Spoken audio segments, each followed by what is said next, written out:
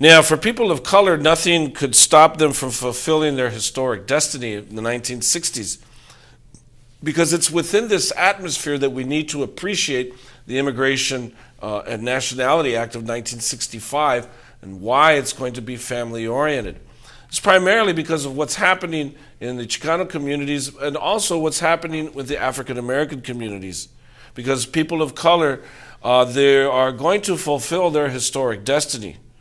During the 1960s, working people along with immigrants joined and led civil rights protests, anti-war demonstrations, feminist projects, gay and lesbian initiatives, and militant movements to empower people of color and poor people across the board.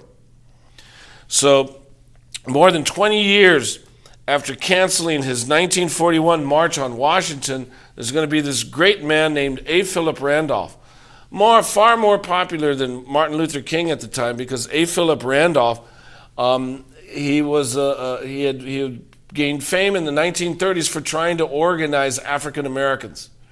And he wanted to do a March on Washington in 1941, and finally in 1963 he will get his wish.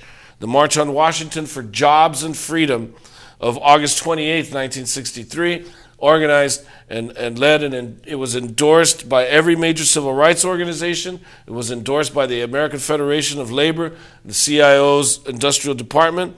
It was sponsored by A. Philip Randolph's Brotherhood of Sleeping Car Porters and the United Auto Workers, and most importantly, the Negro American Council. And this march turned out some 250,000 people. And many people from the Southwest were there too, including many thousands of people from Denver, Chicanos from Denver, and many thousands of union members likewise. And Martin Luther King, this is what's going to rise, how he's going to rise to national prominence.